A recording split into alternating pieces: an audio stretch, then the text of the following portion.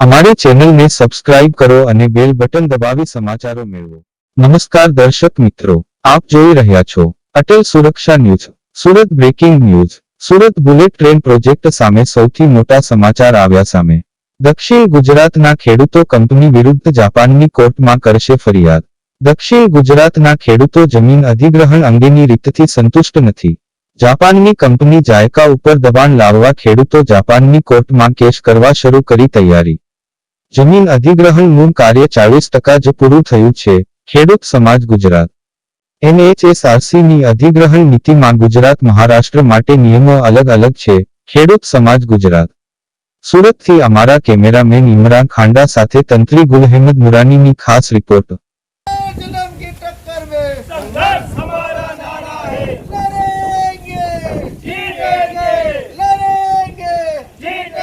મારું નામ તનય દેસાઈ છે।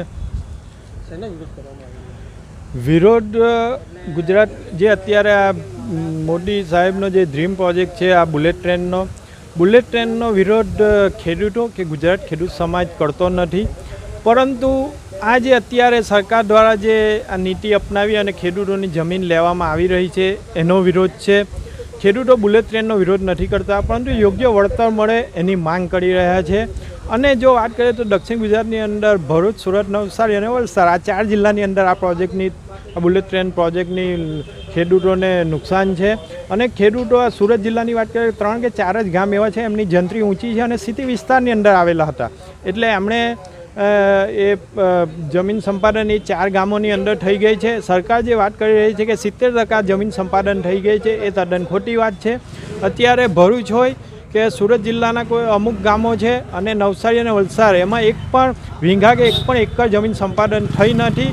અને જો વાત કરીએ તો જીકા કંપની છે જે આ બુલેટ ટ્રેન પ્રોજેક્ટને ફંડિંગ કરવાની છે, એટલે ગુજરાત ખેડૂત સમાજ સુપ્રીમમાં ગયું છે અને સુપ્રીમે વાત કરી છે અને સુપ્રીમમાં પણ આનો નિકાલ નહીં આવે તો જીકા જે કંપની એને ફંડિંગ કરવાની છે એમાં જીકા કંપનીને રજૂઆત કરશે અને જીકા કંપની પણ નહીં માનશે તો ત્યાંની કોર્ટમાં પણ ગુજરાત ખેડૂત સમાજ અને ખેડૂતો જ જશે।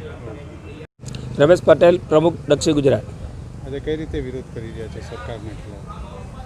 ખેડૂતોના બુલેટ ટ્રેન પ્રોજેક્ટનો વિરોધ નથી, પરંતુ સરકાર ખોટી રીતે જમીન સંપાદનની કાર્યવાહી કરે છે એનો ખેડૂતોનો વિરોધ છે। ને અમારા શરૂઆતથી જ આ બાબતે હાઈકોર્ટનો કેસ પેન્ડિંગ છે અને ત્યાં બી અમને વળતરનો મામલો ખુલ્લો રાખવામાં આવ્યો છે। ત્યારબાદ ખેડૂતો સુપ્રીમ કોર્ટનો કેસ દાખલ છે। જ્યારે કોઈ બી કેસ સુપ્રીમ કોર્ટમાં પેન્ડિંગ હોય ત્યારે સરકાર પોલીસ બંદોબસ્ત લઈને ઉતાવળે જમીન સંપાદનની કાર્યવાહી શું કામ કરે છે એ ખેડૂતોને સમજમાં નથી પડતી। એક બાજુ COVID-19 મહામારી હોય ત્યારે ખોટી જમીન સંપાદનની કાર્યવાહી કરે છે એની સામે ખેડૂતોનો વિરોધ છે। અને જ્યારે લેન્ડ એક્વિઝિશન એક્ટ મુજબ જમીનના બદલામાં જમીન, સામાજિક અસરોનો જે અભ્યાસ કરવો જોઈએ, સોશિયલ ઇમ્પેક્ટ, પર્યાવરણ બાબતે અને માનવ અધિકારનો હનન થઈ રહ્યું છે એ બાબતે ખેડૂતોનો વિરોધ છે।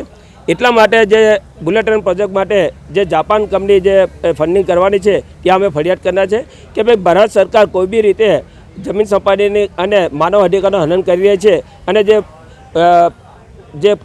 જીકા છે એની ગાઈડલાઇન મુજબ જે પાલન કરવાનું છે, જીકાની ગાઈડલાઇન મુજબ 39 પાનાની જે ગાઈડલાઇન છે એમાં સામાજિક અસરો ને બધું ધ્યાન રાખવાનું છે। એવી કોઈ બી જે એ છે પ્રક્રિયા કરવામાં નથી આવી, એટલે જાપાન કંપનીને અમે ફરિયાદ કરનાર છે।